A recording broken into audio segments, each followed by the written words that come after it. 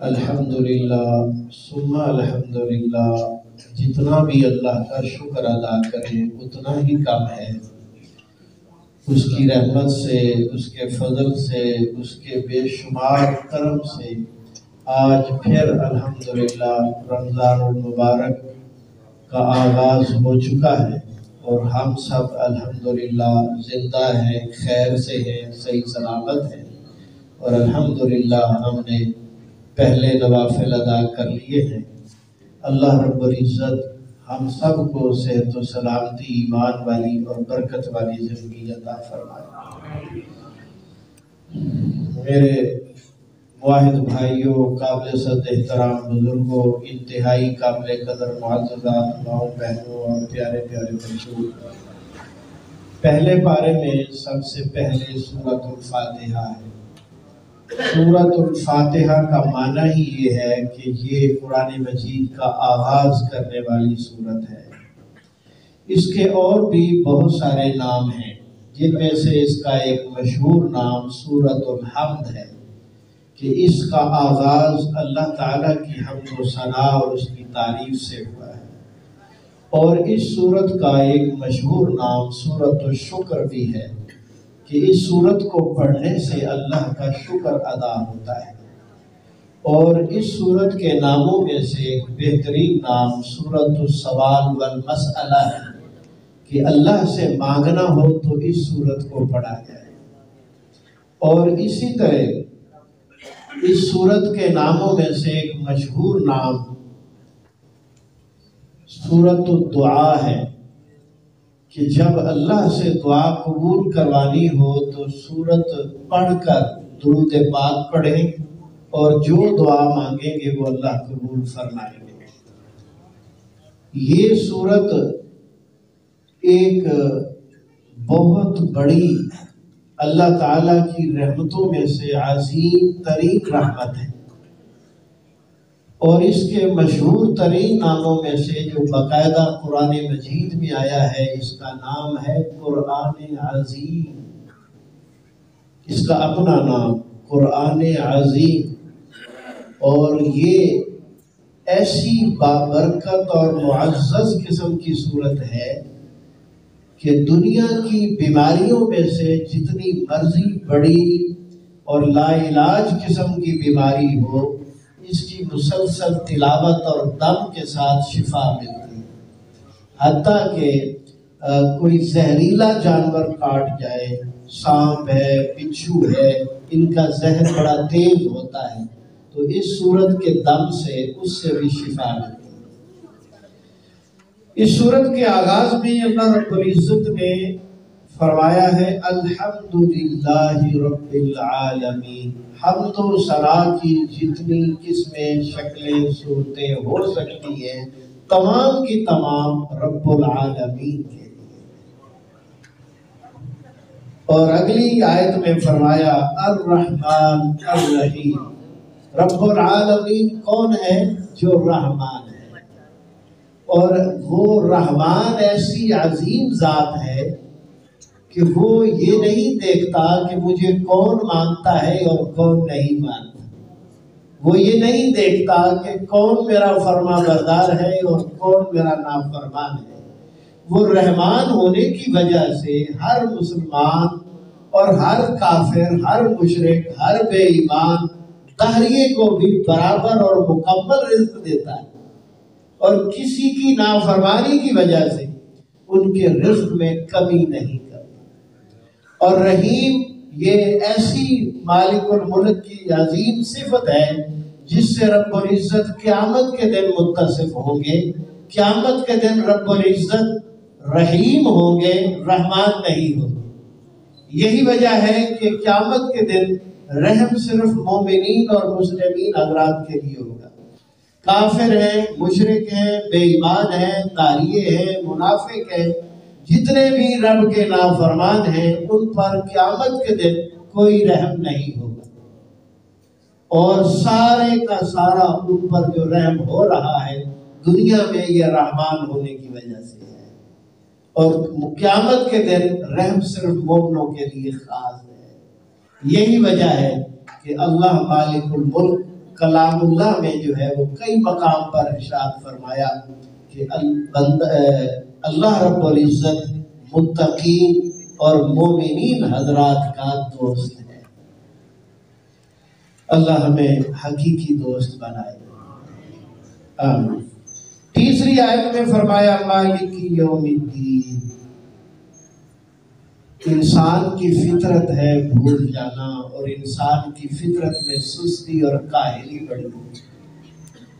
تو اللہ مالک الملک نے یہاں بڑا کمال ارشاد فرمایا کہ میرے رحمان اور رحیم ہونے سے سست نہ ہو جانا، عمل میں کوتاہی نہ کرنا۔ مالک یوم الدین، حساب کتاب بھی میں نے لینا ہے، اور حساب و کتاب میں تمہارے اعمال باقاعدہ تولے جائیں گے، اور اس دن بادشاہت صرف اللہ کی ہے۔ اور کلام اللہ کے اندر اس بات کا ذکر ہے کہ قیامت کے دن رب العزت نے ساتوں آسمان اپنی انگلیوں پہ لپیٹ لینے اور یوں گھما دینا ہے، یوں گھما دینا ہے، اور ساتھ سوال بھی کرنا ہے کہ آج کون جبار ہے، کون قہار ہے، آئے آج میرے سامنے مقابلہ تو کرے۔ جی تو اللہ مالک الملک نے قیامت کے دن اعمال کو تولنے کے لیے ترازو لگانا ہے، ہمارے ہر عمل کا اجر باقاعدہ ملے گا اور تول کر ملے گا، ہر عمل کا وزن ہوگا۔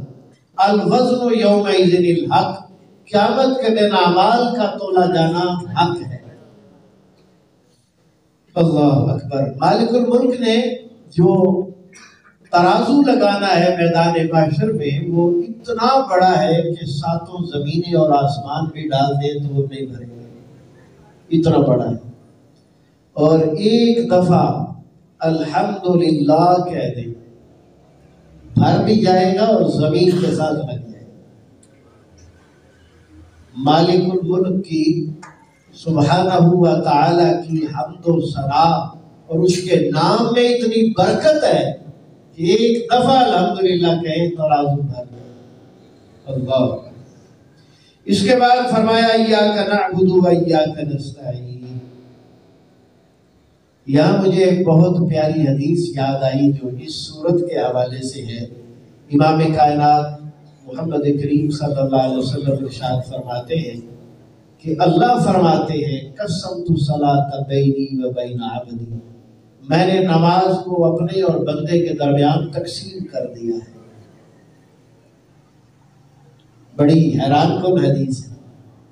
اللہ کیا فرما رہے ہیں کہ میں نے نماز اپنے اور بندے کے درمیان تقسیم کر دی، اور پھر اس حدیث میں جو تفصیل ہے وہ سورت فاتحہ کے حوالے سے فرمایا۔ جب بندہ کہتا ہے الحمدللہ رب العالمین تو اللہ جواب دیتے ہیں اور فرماتے ہیں حمدنی عبدی، میرے بندے نے میری ثنا بیان کی۔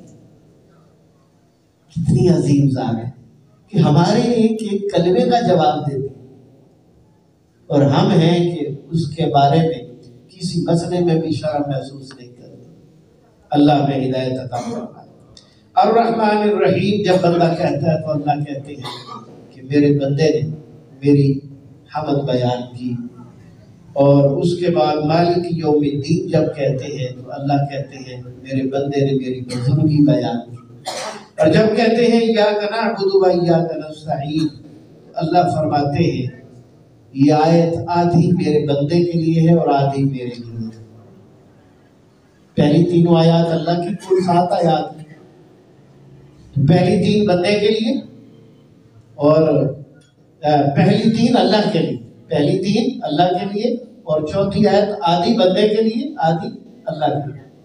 تو ایاک نعبد میں عبادت ہے، عبادت تو اللہ کی ہونی، اور ایاک نستعین میں مدد مانگنا ہے، مدد کی ضرورت انسان کو ہے، اللہ کو تو نہیں۔ تو اس کے بعد اللہ فرماتے ہیں وَلِيَعْبُدِ مَا سَعَلَ، میرا بندہ جو مانگے گا میں اسے عطا کروں گا۔ بندہ مدد مانگ رہا ہے تو اللہ مدد فرماتا ہے۔ اس کے بعد ارشاد فرمایا اِهْدِنَا الصِّرَاطَ الْمُسْتَقِيمَ، اے اللہ مجھے صراط مستقیم کی ہدایت نصیب فرما۔ اللہ اکبر۔ اللہ کہتے ہیں میں نے تجھے ہدایت عطا کر دی۔ یہ آیت میرے بندے کے لیے ہے اور میرا بندہ جو مانگے گا میں اسے دوں گا۔ صراط الذین انعمت علیہم، آخری تینوں آیتوں کے لیے اللہ یہی فرماتے ہیں کہ یہ آیات میرے بندے کے لیے ہیں، وَلْيَعْبُدْ مَا شَاءَ، بندہ جو مانگے گا اسے عطا کروں۔ تو بندہ کہتا ہے یا اللہ صراط مستقیم عطا فرما، ہدایت عطا فرما، تو اللہ اسے ہدایت عطا کرتے ہیں۔ صراط الذین انعمت علیہم، یا اللہ انعام یافتہ لوگوں کے راستے پہ چلانا۔ صحابہ کرام مراد ہے، انبیاء کرام مراد ہے، صدیقین، صالحین اور شہداء مراد ہے، تو ان کے راستے پہ چلانا۔ غیر المغضوب علیہم، یا اللہ جن لوگوں پر تیرا غضب ہوا ان کے راستے پہ نہ چلانا۔ غضب سب سے زیادہ اللہ کا یہودی قوم پر ہوا ہے، بڑے بڑے عذاب آئے ہیں جس کی تفصیلات سورہ البقرہ میں آگے آنے والی ہیں۔ وَلَضَّالِّينَ، اور ایسے لوگوں کے راستے پہ بھی نہ چلانا جو گمراہ ہوئے۔ گمراہی جو ہے وہ زیادہ تر عیسائیوں میں ہوئی ہے۔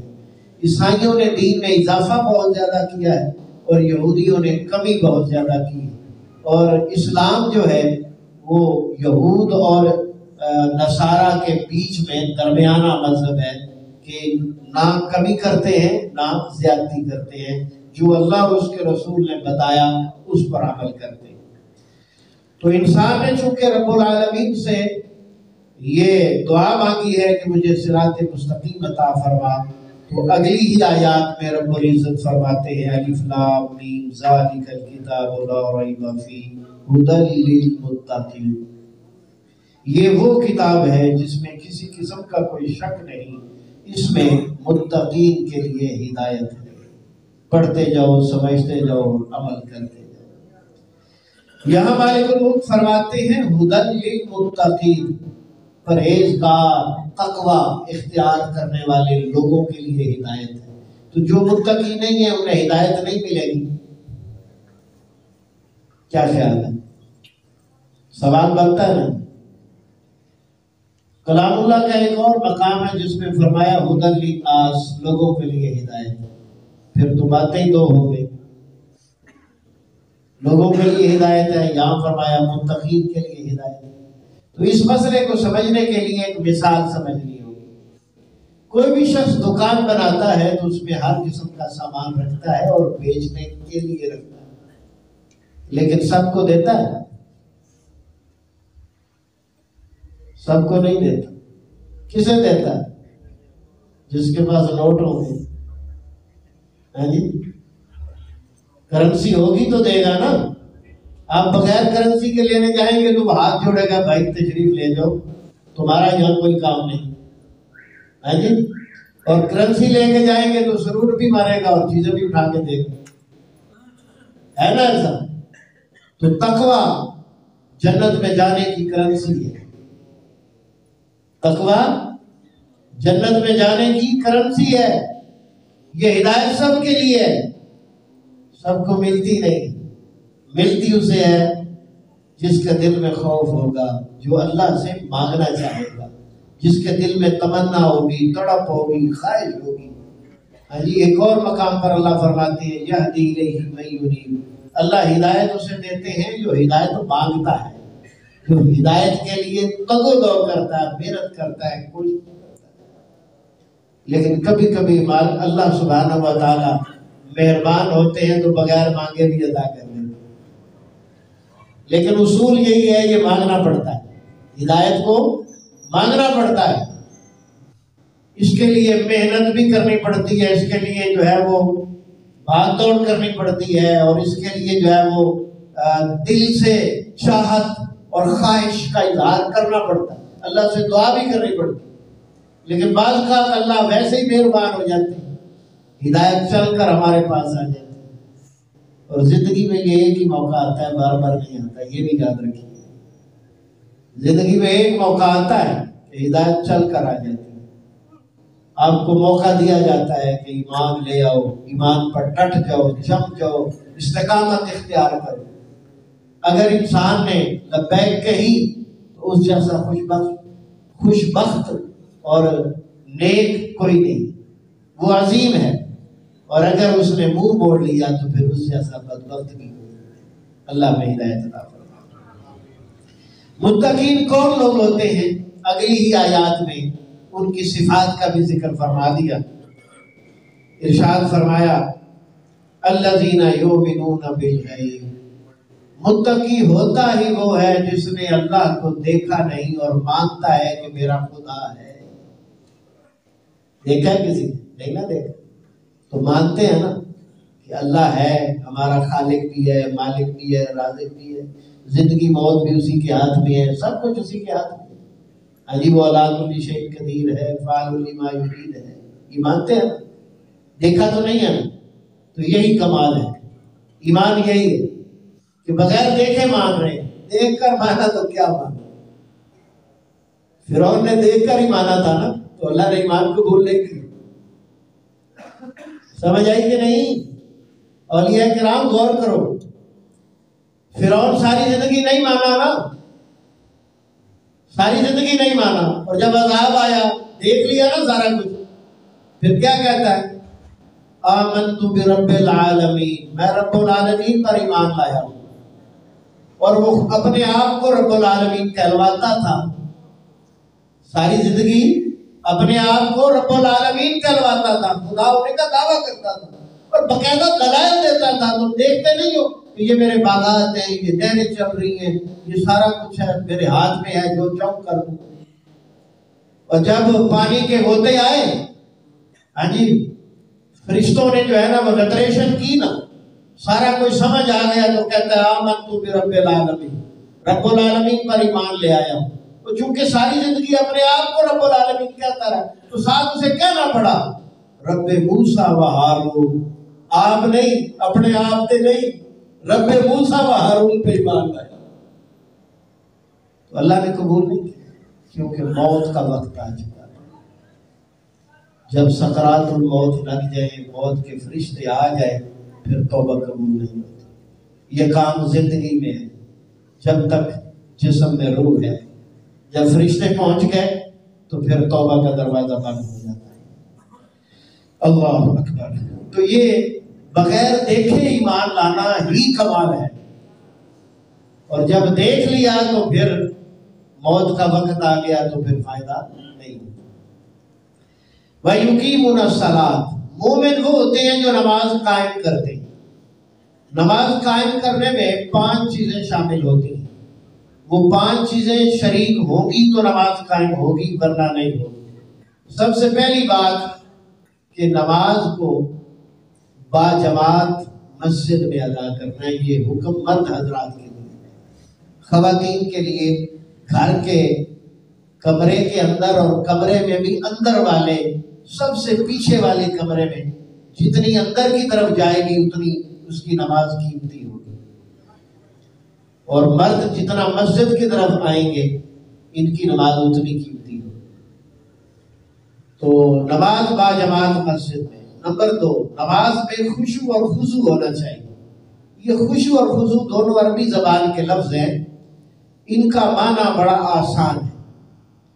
خشوع خشیت سے ہے، اس کا مطلب ہے ڈر ہونا چاہیے، اللہ کا ڈر دل میں ہونا چاہیے۔ تو اس کا واضح مطلب یہ ہوگا کہ جب ہم نماز کے لیے کھڑے ہیں تو پھر ہمارے دل میں اللہ کا رعب ہونا چاہیے، ہمارے دل میں اللہ کا رعب ہونا چاہیے، اور ہمیں پتہ ہونا چاہیے ہم پوری کائنات کے مالک کے سامنے کھڑے ہیں۔ پھر کسی قسم کی غیر مناسب کوئی حرکت نہیں ہونی چاہیے۔ مثال کے طور پر ٹوپی سیدھی کرنا، داڑھی کو سیدھا کرنا، کپڑے درست کرنا، خارش کرنا، کھجلی کرنا، کبھی کچھ کبھی کچھ، کبھی حرکت کرنا، کبھی دائیں کبھی بائیں، پاؤں اٹھا رہے ہیں، آگے ہو رہے ہیں، پیچھے ہو رہے ہیں، تو یہ حرکت جو ہے کسی قسم کی وہ نماز کے سکون اور خشوع کے خلاف۔ صحابہ کرام رضوان اللہ علیہم اجمعین جب نماز پڑھتے تھے تو یوں محسوس ہوتا تھا کہ شاید ان کے سر پر کوئی پرندہ بیٹھا ہوا ہے، اگر یہ حرکت کریں گے تو پرندہ اڑ جائے گا۔ اتنے سکون سے، اطمینان سے نماز پڑھتے تھے۔ اور نبی اکرم صلی اللہ علیہ وسلم کے بارے میں آپ نے سنا ہوگا کہ آپ جب نفل نماز پڑھتے تھے رات کو تہجد کی نماز تو آپ کے پاؤں سوج جاتے تھے. ہمارے تو کبھی نہیں سوجے. ہمیں بزرگ بھی بیٹھے ہوئے ہیں, کافی بزرگ بھی بیٹھے ہوئے ہیں, ہمیں سے تو کسی کے پاؤں نہیں سوجے. وجہ ہم پاؤں پر وزن نہیں ڈالتے, ہم ایک جگہ کھڑے نہیں ہوتے. کبھی دایاں پاؤں اٹھا لیتے ہیں, کبھی بایاں اٹھا لیتے ہیں, کبھی دونوں ایڑیاں اٹھا لیتے ہیں, کبھی آگے سے انگلیاں اٹھا لیتے ہیں. حرکت میں رہتے ہیں. تو یہ حرکت پاؤں پر وزن نہیں پڑے گا تو سوجیں گے کیسے؟ تو بالکل یوں دیکھیں, اللہ اکبر کہہ کر دایاں ہاتھ بائیں ہاتھ پر باندھ کر نظر سجدے کی جگہ پر رکھ کر جو کھڑے ہوں گے, امام کی اگلی تکبیر آئے گی تو حرکت ہوگی, ورنہ کوئی حرکت نہیں. بات سمجھ آئی؟ تو اسے کہتے ہیں خشوع. اور خضوع کیا ہے؟ عاجزی کے ساتھ. آپ کھڑے ہیں تو گردن جھکائی ہوئی ہو, گردن جھکائی ہوئی ہو, اور دیکھنے والا کوئی دیکھے تو سمجھے کہ عبادت کر رہا. بات سمجھ رہے؟ عاجزی کے ساری نظر آنی چاہیے. اور جب ہم کبھی خارج کر رہے ہیں, کبھی بال داڑھی کے سیدھے کر رہے ہیں, کبھی سر کے بال سیدھے کر رہے ہیں, کبھی کپڑے درست کر رہے ہیں, تو دیکھنے والا کیا کہے گا؟ یہ نماز پڑھ رہے ہیں کہ کھیل رہا؟ تو نماز پڑھنی ہے, عبادت کرنی ہے, کھیلنا نہیں. یہ دو چیزیں ہوگی, خشوع خضوع عاجزی انکساری. اور تیسری چیز ہے کہ نماز سنت کے عین مطابق. یہ بہت ضروری ہے, کیونکہ عبادت اللہ تعالیٰ کی اور طریقہ محمد رسول اللہ صلی اللہ علیہ وسلم. اپنی مرضی سے عبادت نہیں ہوتی, اپنی مرضی سے عبادت نہیں ہوتی. عبادت وہ ہوتی ہے جس کا حکم اللہ دے یا اس کا رسول دے, اور نبی علیہ السلام اس کا طریقہ بتائیں, اس کی مقدار بتائیں, اس کی کیفیت بتائیں, پھر وہ عبادت بنے. اور ہر عبادت کے لیے اللہ اور اس کے رسول کی اجازت درکار ہے. اجازت ہوگی تو عبادت ہوگی. طریقہ اللہ یا اس کا رسول بتائے گا, اس کی تعداد, اس کا وقت اللہ کا رسول بتائے گا. اپنی مرضی سے عبادت نہیں, وہ ٹکریں ہوتی ہیں جتنی مرضی بات. آخری بات کہ اس پر خود بھی عمل پیرا ہونا ہے, اور اپنے ماتحت افراد, بیوی ہے, بچے ہیں, رشتہ دار جو آپ کی کفالت میں ہیں, دوست احباب ہیں, ملازم ہیں جو آپ کے ماتحت ہیں, تو ان کو نماز پڑھانا بھی آپ کی ذمہ داری ہے. آپ ذمہ دار ہیں. تو اللہ مالک الملک ہمیں سمجھ عطا فرمائے, ہمیں توفیق عطا فرمائے کہ ہم اس کو جو ہے سمجھ سکیں, اس پر عمل پیرا ہو سکیں. جو کچھ کہا ہے سننے کے بعد اللہ اس کی اوپر عمل کی توفیق عطا فرمائے. اللہ تعالی ہم سب پر اپنا خاص فضل اور رحمت نازل فرمائے, اور ہمیں توفیق عطا فرمائے کہ اس ماہ رمضان میں ہم اللہ کی عبادت کرنے کا حق ادا کر سکیں. پوری کوشش کریں, محنت کریں, سستی چھوڑ دیں, کاہلی چھوڑ دیں, ادھر ادھر کے کام چھوڑ دیں, اور پورا فوکس کریں, پوری توجہ کریں نماز کے اوپر. اور نماز سے متعلقہ جتنی چیزیں ہیں سب پر جو ہے وہ توجہ کے ساتھ قرآن کی تلاوت کریں, ترجمہ پڑھیں, نماز کا ترجمہ پڑھیں. ترجمہ آتا ہوگا تو نماز میں امن بھی ہوگا, ملے گا, سکون آئے گا نماز میں, اور دل لگے گا آپ کا نماز میں. اللہ تعالیٰ ہمیں سمجھ عطا فرمائے, عمل کی توفیق عطا فرمائے. استغفر اللہ لی و لکم ولسائر المؤمنین. جزاکم اللہ خیر. اللہ